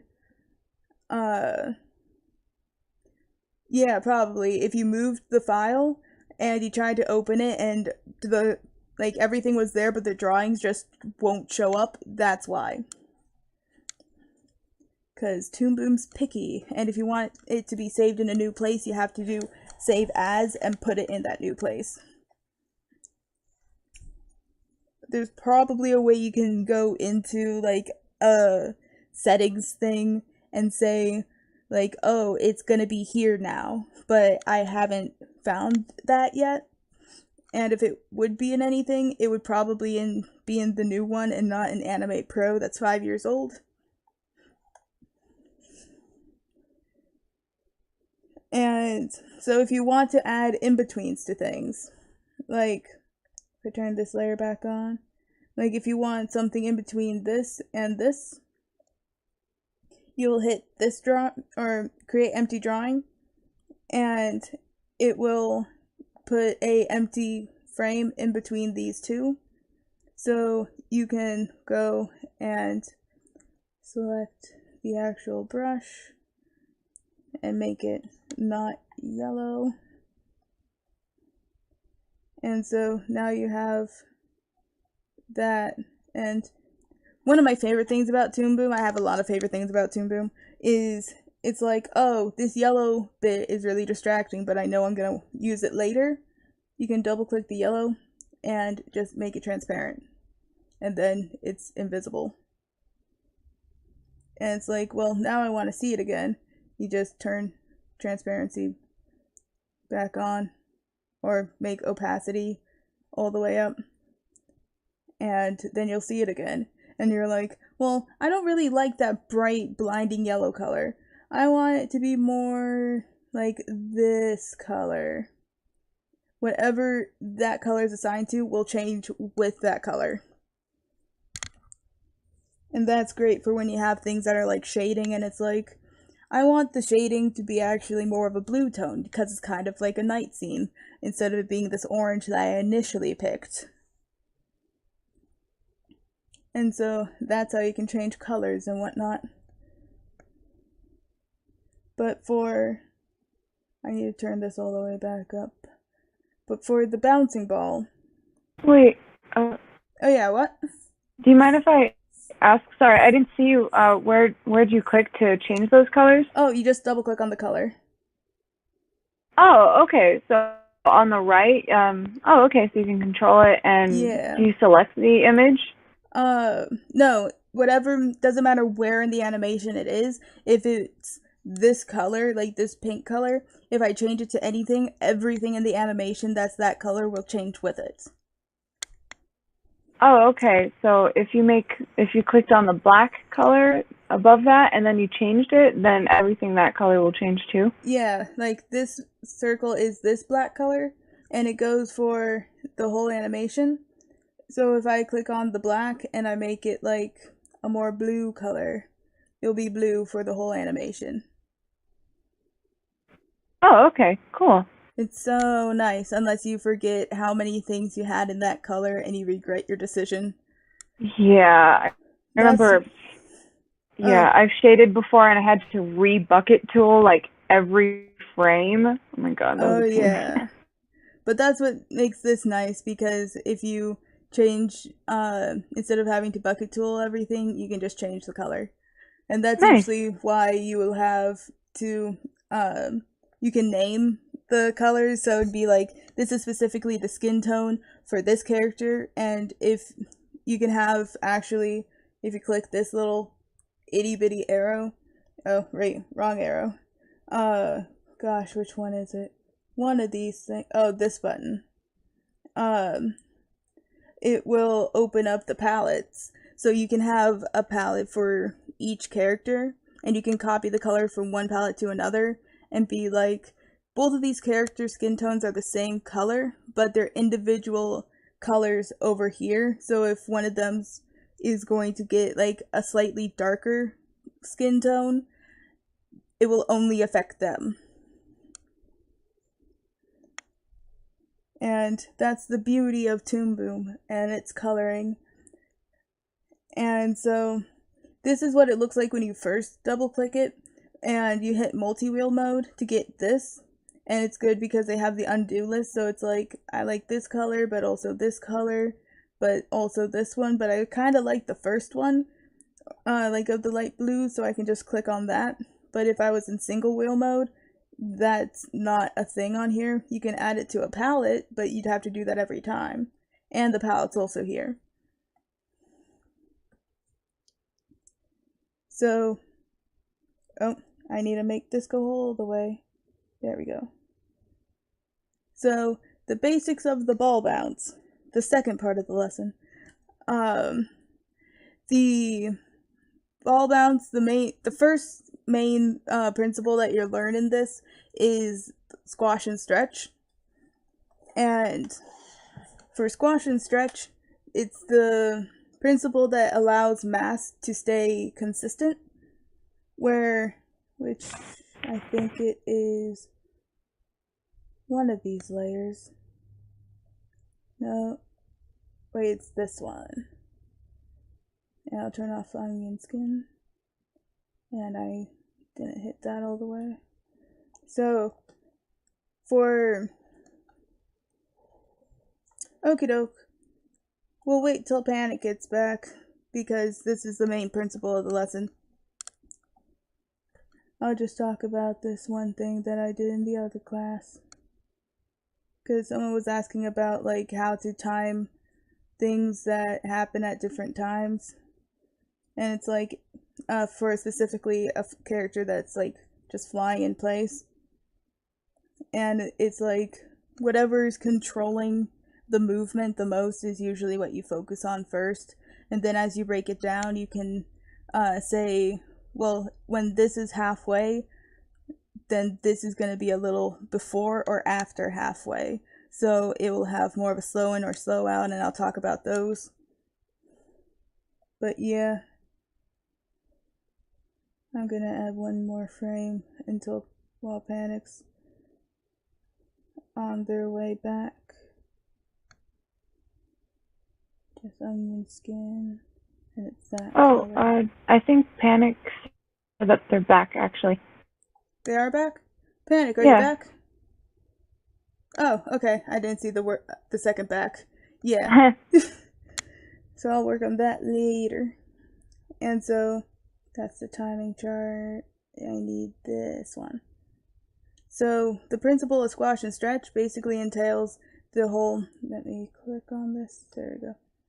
Entails the making the volume of an object consistent while it's being manipulated. And so, like, you can't just stretch a ball like this, because the volume increased a lot from the original shape because you just made it taller, and that just made it bigger. To make it so it stays a consistent, like, amount of sphere, you have to also make it thinner, because it's pulling that up and it's really stretching it out. And that's called a stretch. And then if something gets, like, flattened or squashed, it can't just squish down because it gets too small. It also has to get fatter. And it's like a water balloon. If you, like, push down on a water balloon, it starts spreading out before it pops. And there's lots of more technical reasons as to why squash and stretch work, like, mostly in movement, where let me turn this off. When this goes, the reason why the ball will bounce is that it gets all the downward energy pushed down onto it, and it will squash and get wider. And balls that bounce higher usually have a higher amount of, like, elasticity and will revert to the original shape faster. That's why a stress ball does not bounce well, because when you squeeze it and let go, it takes a while to get back to that original shape. So if you hit it in the ground, it won't really spring backwards or back up. For a tennis ball, it has a lot, like, you can really push down on it and it will immediately go back to that original shape. So when you squish down and just all that energy gets released, it will shoot back up. So it's like there's something pushing down here and then pushing back up. So this is pulling while this is dragging behind. That's why it will stretch. And then once it gets up here, to go from one direction to another direction, like go the opposite direction, it goes from like 6 miles an hour to negative 6 miles an hour. In the middle, 0. So once it reaches the very top of the arc or at the top of the bounce, it has to be perfectly still for just a second. It's usually just one frame of it being a perfect circle, because whatever force is up here is slowing down and starting to pull it back down. And so this is being pulled, that's dragging behind, making it be stretched out until it reaches the ground and squashes again. And that's the technical part of squash and stretch. And someone in the first class asked how squash and stretch relates to things outside of the bouncing ball and outside of shapes. And so for this, if I make this go over just one and make it end right here. For a person to jump, they must first get low and wide to squash down. And then when, I need to zoom out a little bit. And when they jump, they get longer and thinner because they're really pushing up and their bodies are gonna be more extended than when they're just casually standing there. And then when they reach the top, they're going to either go back to their original pose or they're going to scrunch up a little bit because they have more like bendability than just a sphere or a ball. And then when they go back down, they're going to stretch out because they're reaching the ground. And the impact's going to be the squash back into the default pose. Oh yeah, I forgot it needs to be like 5 frames a second for this. And so that's how it works with body mechanics.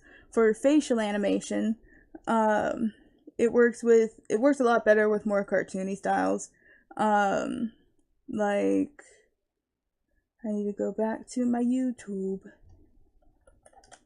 YouTube.com. And wait, no, I forgot this is my live stream channel. I need to go to my main channel. Oh, it's right here. For this animation, let me put it on loop. Crap. There you go. And also, there is a plugin for Google Chrome called Frame by Frame for YouTube. And for some reason, it loads and sometimes it doesn't. There it goes, right there. And it's like the pointy brackets on Google, but that doesn't always do frame by frame. I'm pretty sure it goes comparatively to how long the video is. So long videos, it won't be frame by frame, it will be a couple frames. But the frame by frame for YouTube is pretty much exactly frame by frame. So that would work really nicely on one of the like mini optional side assignments where it will be you have to look at an animation frame by frame and just learn from it, because that's what I did through college and I love it so much. It's so educational. Oops, I hit L instead of bracket. But for squash and stretch, you can see where when his jaw goes up, the cheek slightly goes out. And when it goes from being stretched out to being more squashed, the cheek will puff out to the side more. Every time he opens his mouth, it gets pulled in some to try and maintain that same amount of mass and volume. And so it works with facial animation, with body mechanics, with shapes. So it's a very universal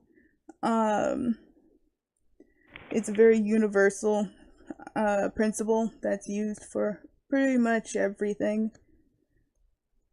And the second, oh yeah, I keep forgetting to change this back to 24 and turn off this frame or layer. Oh, oops. It also helps if I made sure it went the whole way. There we go. The next principle about it is timing. In a lot of animations that you watch, if it's like the rough animations, like if we go to James Baxter for his Tumblr, no, not James Crossley, he was my teacher. James Baxter. You know, the horse from Adventure Time. He animated the horse, and a bunch of other stuff. And that's why the title card for James Baxter the horse is James Baxter the horse sitting at an animation table. And it's also why James Baxter is the animation on the horse. That's why it's so much smoother than everything else. Also, if you ever want to look up GIFs on Google Images, hit Tools, type, and then Animated, and it will only show GIFs. It's so much better than just typing the word GIF. But there's a reason why, like, the animation for James Baxter is so much smoother than everything else in Adventure Time, is because James Baxter animated it. And he also did the opening of Gravity Falls. And that's why the animation is like so fluid in the opening. He did Sinbad. He's done if I can click on that. He's done Enchanted. He's done I'm pretty sure Beauty and the Beast. He's worked on so many different he did Moses and the Prince of Egypt. All these beautiful animated things. He did Road to El Dorado. He did Spirit. That's one of the reasons why he did the horse on a ball for Adventure Time so well. Also, the story behind that is that because he came to SCAD one time and he animated for us and it was so cool, he told us the reason he did James Baxter the horse for Adventure Time was he was doing what he was doing at our school, but at another school, and the creator of Adventure Time was there way back when he was in school. And when James Baxter goes to a place to animate for them, he asks what kind of character he should animate and what should that character be doing. And someone in the class wanted to be like a smart aleck and just be say something that would be really hard, like do a horse balancing on a ball. And he didn't have enough time to do it then, so the creator of Adventure Time called him up and said, hey, remember like a couple years ago or so, someone suggested you did a horse balancing on a ball? Do you want to do it for the show I'm working on? And he said, sure. And that's how James Baxter the Horse was made. And That's so funny. yeah, and you can see in like here the little tick marks on the ball are each different numbers, so he can keep track of where each space is. And he also did it in the dress for Giselle as she gets out of the carriage, which you can't see very well in crap, no. I don't want his IMDb. I want his Tumblr.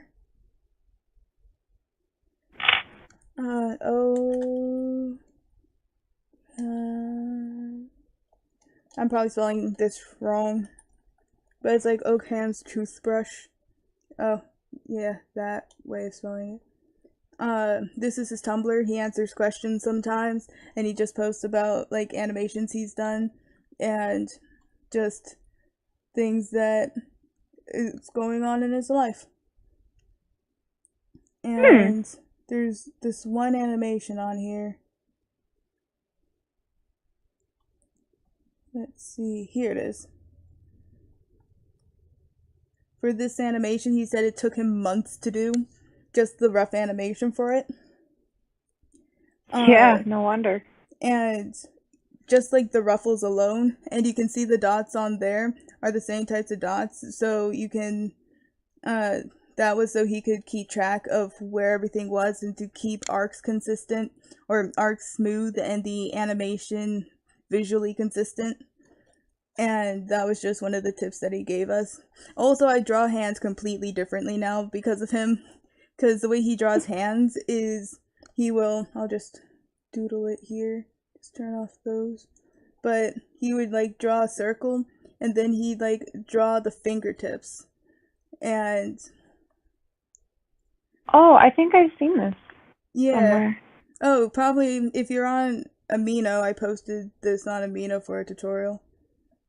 Oh, okay. But yeah, and you just like this is some sausagey looking fingers, but I usually spend more time on this.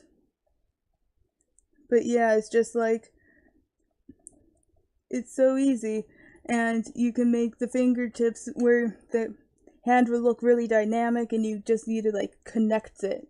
And that's always like the part that was always hard for me, is to make the fingers like in the place I want them to be, because it was hard to visualize it from the hand to the fingertips, but going backwards from the fingertips to the hand is so much simpler. And he never did post the animation he did for us. It was an animation of either that, or he is just somewhere that I don't know where it is, but he animated a fox sneaking up behind a chicken, grabbing it, and running away. And I'm the type of person who constantly needs to be checking to see if my animation's smooth. I can't just like animate a whole thing and press play and have it go, but he did that, and it was so fascinating. It took him like 3 hours to make like, where is it? Like something like this. This is probably something. Yeah, he did this at the Laguna College of Art and Design. Just something like this would only take like 3 hours. Dang. And it's so fascinating. And I love it. I need to probably message him and be like, where's the one you did for SCAD? I want to see it. I miss it. But, I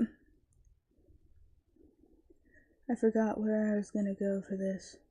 There's a reason I brought up James Baxter. Oh yeah, the timing and everything for like the squash and stretch and whatnot. Oh yeah, I completely missed the reason why I pulled up that image. Let me just reopen, close tab, reopen, close tab, reopen, close tab, and just scroll all the way down again. Oopsie doopsie. Also, his son does animation. That was one of the things that his son did for his sophomore year of high school. Oh, his son did that? For During high school? Dang. This animation he did. He's nowhere near as good as his dad, but he's getting there. Oh yeah, this one. Yeah, he's in high school. And he's doing pretty good.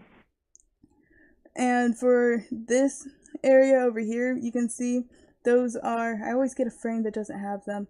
These are timing charts, and it will show when things are happening for an action, from like, if this is point A and this is point B, where this will be one key, this will be another key, and this he'd be halfway from point A to point B at frame 23, and this is frame 21, so it'd be from here, from 21 to 23, or 21 to 33. At frame 23, he's going to be halfway through the movement, and then at frame 25, it'll be like a quarter past that, and it just slows in to him going from here up to here, where it has a lot of frames on this side and not many going up into it. That's what this is showing, where there's big spaces in between it, and then a lot of frames close together.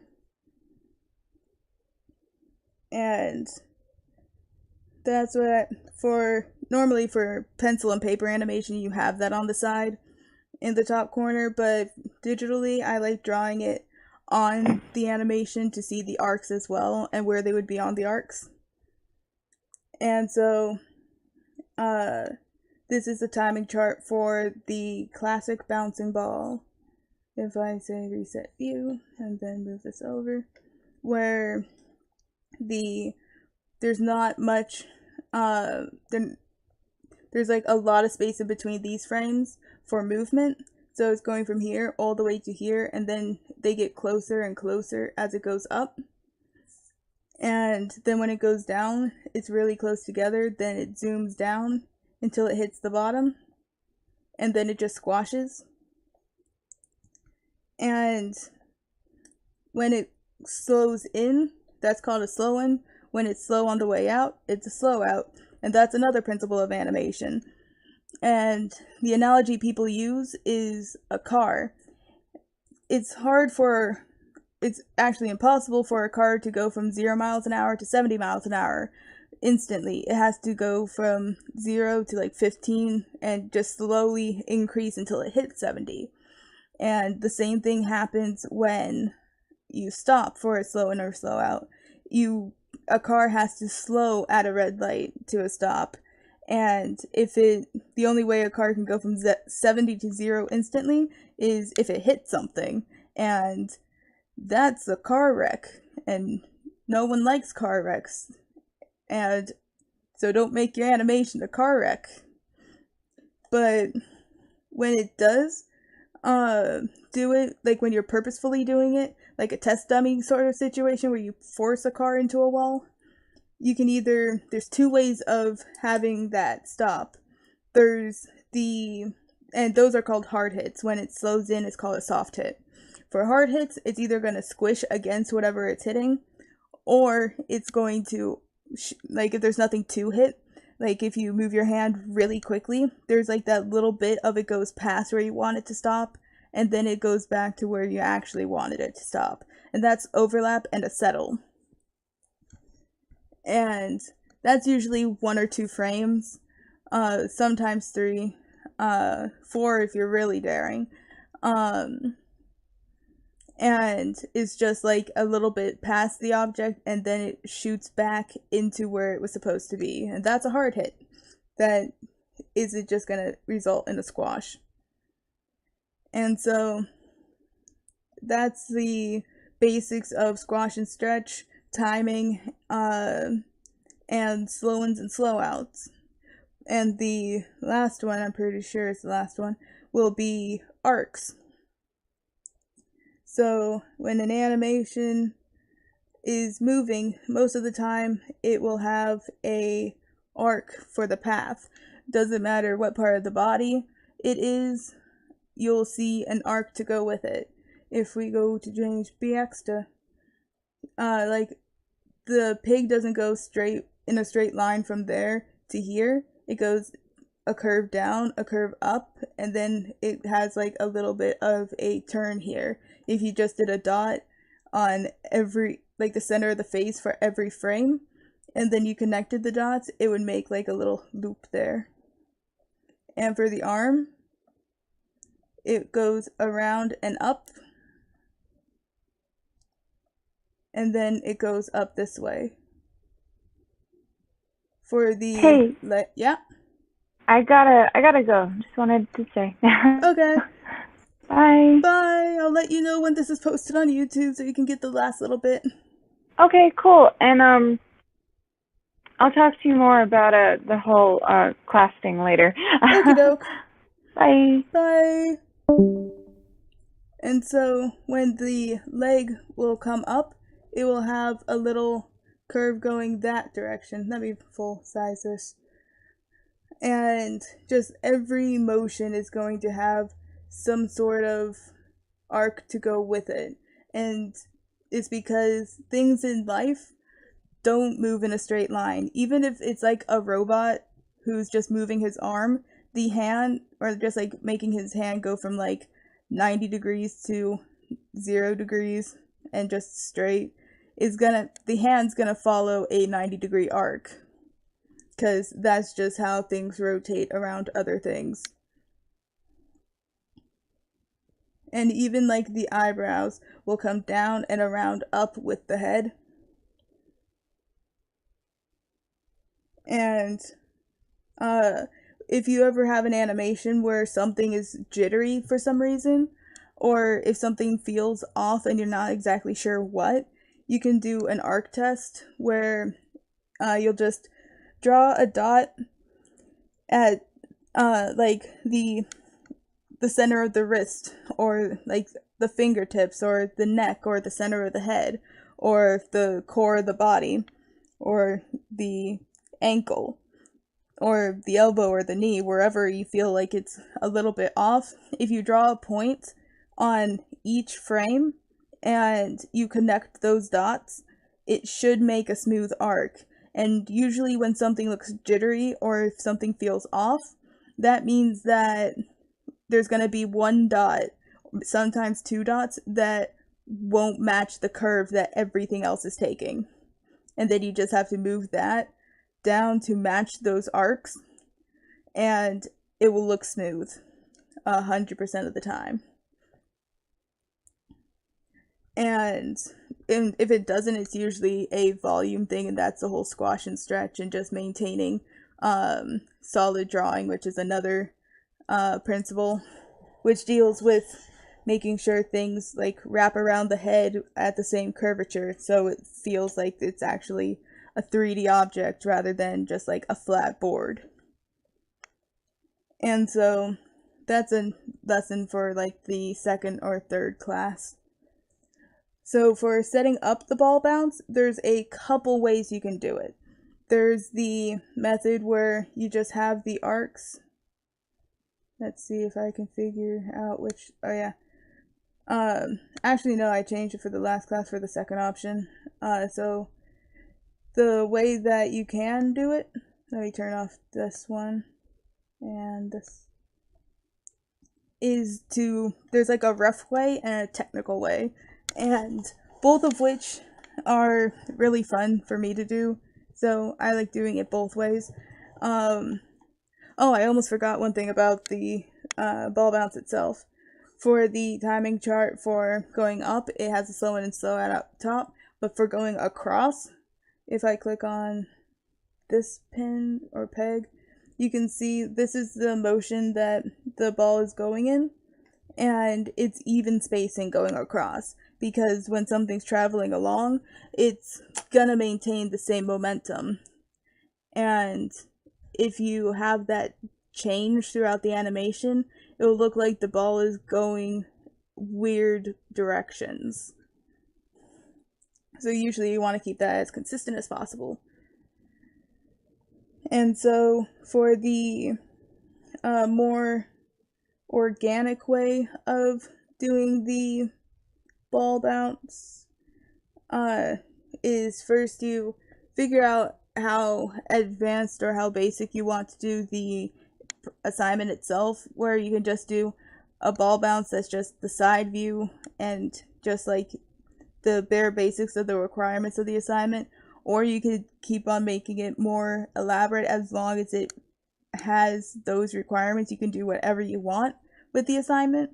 It just has to be like 5 bounces. It has, for, you'll be doing 2 different ball bounces, one with a soft material, one with a heavy material or very dense material, where it's like a cannonball or bowling ball. And for the bowling ball one, it has to roll off an object onto the floor and bounce until it stops and just rolls. But for the bouncy ball, it's just 5 bounces from, and a bounce is on the ground, in the air, on the ground. That whole arc is 1 bounce. You have to have that 5 times going across the screen, and they must maintain the same height. It can't decay like the heavier ball. And so the but if you want it to be more advanced, you can have the ball in perspective. You can have the ball have a pattern on it to deal with the rotation of it. You can have it have like a little face on it, but it can also, another requirement is it cannot be a sentient ball, like the carpet in Aladdin is sentient, where it has a mind of its own and it can move on its own. It has to look as natural as possible, because it's easy to make things sentient and just fun to look at, and it bounces everywhere and it can do whatever it wants, because you get to decide how it's doing that. If it's a natural, just non-living creature, just like a ball falling onto the ground, that is a lot harder, and you'll learn a lot more about physics and just mechanics and things like that from it. And so that's why it can't be a sentient ball. And so one way to start is figure out what you're going to do. So if it's just the basic ball bounce, you'll have the arc that it's going to take. And the best part about having technology is you can make things look different, and you can copy and paste that arc along, and it's going up. I don't know why I always accidentally draw them going up more. It should be right here. And then with another color, you can say, like, this is where with another color, you can say it's going to squash at this point, and it's a full circle at these points. But halfway, it's going to be long and thin. Probably too long and too thin. And as it goes up more, it's going to get more round and more fat until it's like a perfect sphere again. I made these two probably a little too big. And then there's a lot of spheres up here, and it will slowly get more and more on the way down. You can offset these two, but usually it's going to be the same on either one. Or you can have it so it will be the same here, and there'll be one frame of it making contact before it squishes, before shooting up. And you can go in and actually just copy all these and get rid of these and just paste these along. And these will only be a guideline. You don't want to trace these because this is mostly for the rough size and the rough shape of what it will be, not necessarily the actual shape and actual size of it. This is just so you have a starting point, basically. And then you just go in and start animating with different frames for each of these, get the timing right. Sometimes you have to move stuff around. But the more technical way to do it is, let me make this transparent and this transparent. I think it's this one. No, it's this one. To make sure that your arcs are 100% perfect, you can do the timing charts over top of it, where it's like this area is the top of, or I'll just redo this so it's easier to see. So it's these and these, then exit, and these and these.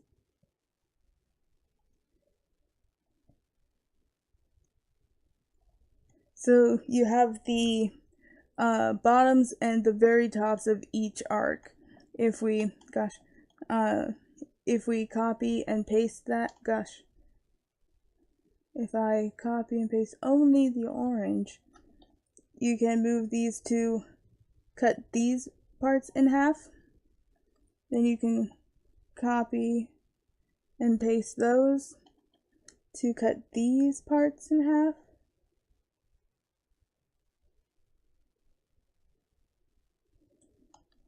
And so now you would also add the height chart.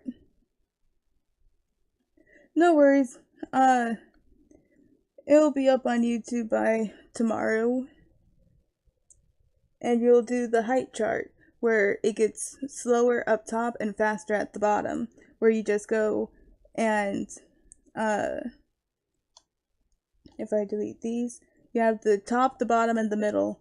If you go and copy the middle one, and you move, if I can just copy the middle one, if it'll let me select the middle one, there we go, and just put it in the middle, and you just keep putting it in the middle, but only on one side, not like here where the spacing's the same.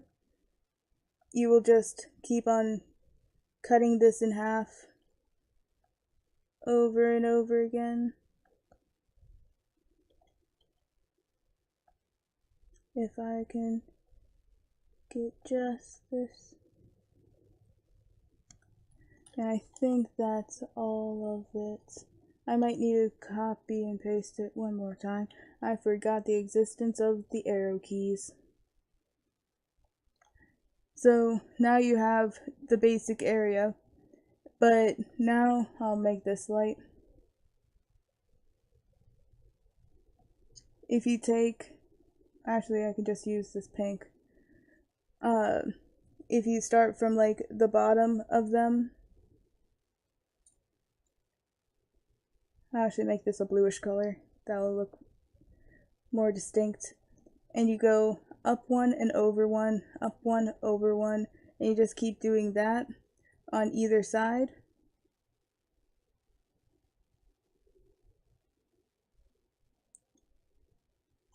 I messed up somewhere. Let's see, up one, over one. Oh yeah, it doesn't match. You just need to start at one part or one point, not at the bottom of every one, because just drawing arcs sometimes is inaccurate. Sometimes the technical way is the only accurate way.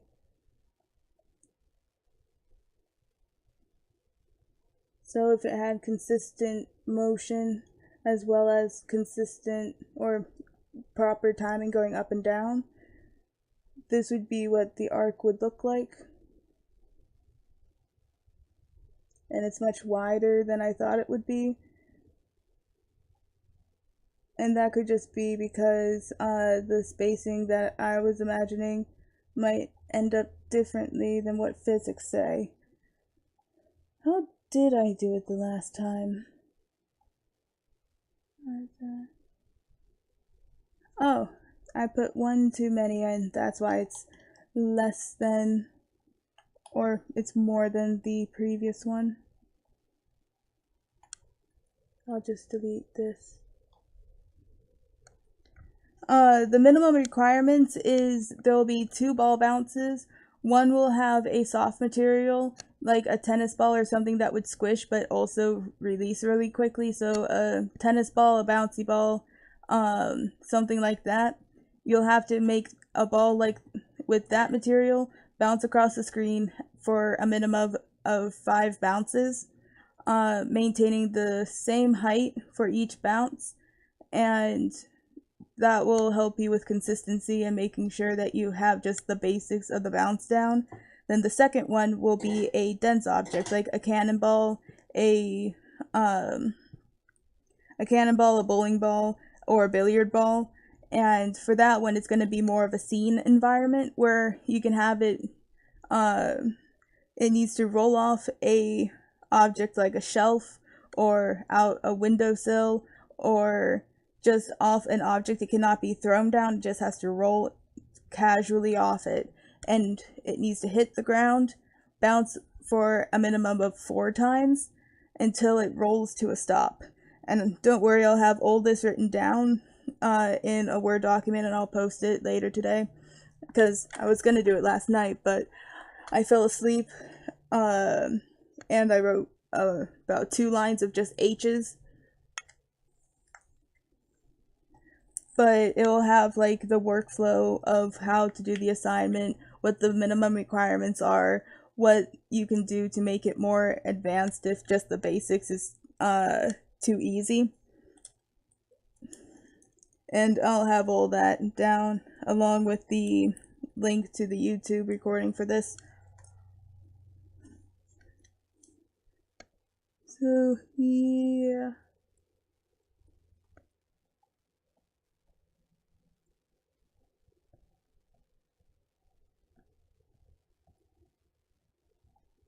Yeah, so instead of it being 3 bounces mathematically or just calculation wise, it would actually only be 2 bounces or 2.5 instead of 3.5. And so then you can go in, draw a line along those dots that you made and figure out what that arc will look like. And also you can just do it for like the one arc and copy and paste it down, because technology. As long as you don't just trace the balls that you make, you have to try and make it looks very mechanical and sometimes twitchy if you just copy and paste frames. It's fine if it's just like a sphere and you edit each sphere individually, like what I did with this, where the sphere itself is the same sphere, I just changed the size and look of it for each one, but it wouldn't be the ones that I drew here because these are very sloppy and just quickly done, so I would have a guideline of what to put down. And after that, you just draw the spheres and push play, and either get critique, or if you see something that's off yourself, you can fix it. And yeah, that's the basics of the ball bounce. And the end of class 1.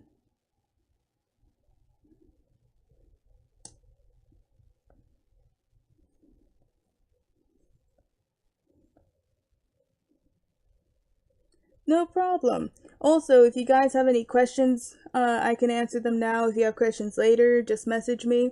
Make sure you put like either at Alicia or at teacher, so I can get a notification for those. And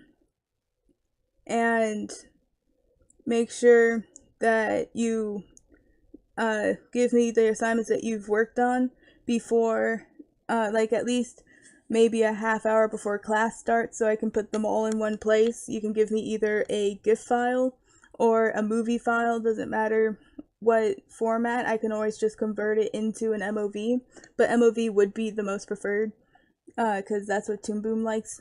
And also let me know if you want to have the critique in the beginning of class in front of the rest of the class, so I can give a more verbal critique of what went right and what could be improved, as well as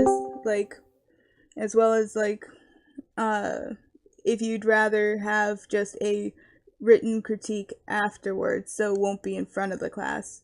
But the ones after class won't be like a verbal thing. It would only be like a draw over and like a written down thing. So let me know that before the next class, and I'll see you guys next week. Thanks for coming.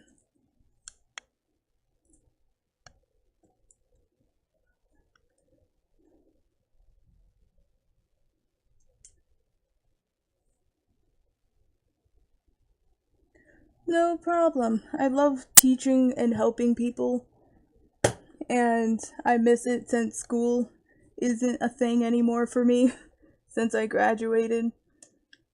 So, this is a way I can still help people.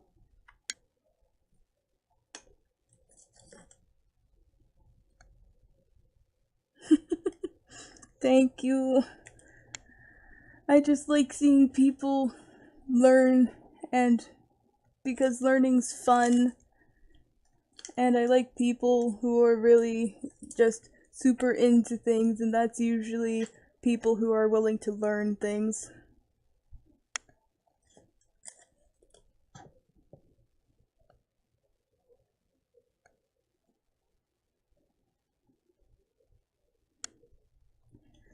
Yeah, this is also to help me become more organized and more responsible, because my ADD makes it super hard, so I'm trying to make sure everything stays nice and consistent and all that stuff. Also, you guys are the lucky class that get like the 5th rendition of the lessons, because the first one was long and rambly, and it got less rambly in the middle bit, but then it got a little more rambly towards the end, but it's still a lot of fun.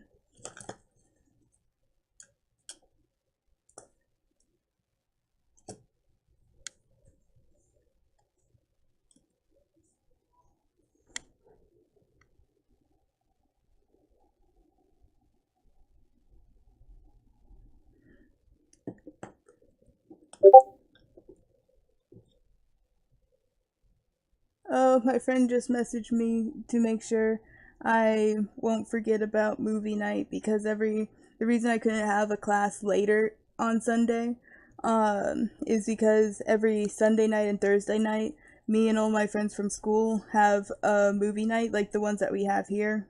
There's one tomorrow for the movie Dofus. And so that's why I don't have any classes Thursdays or Sunday nights. That way I can still host the movie club for all my friends from school.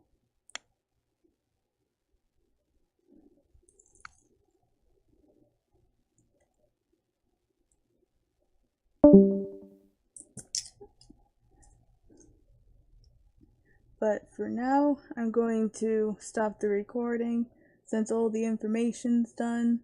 And the longer it records, the longer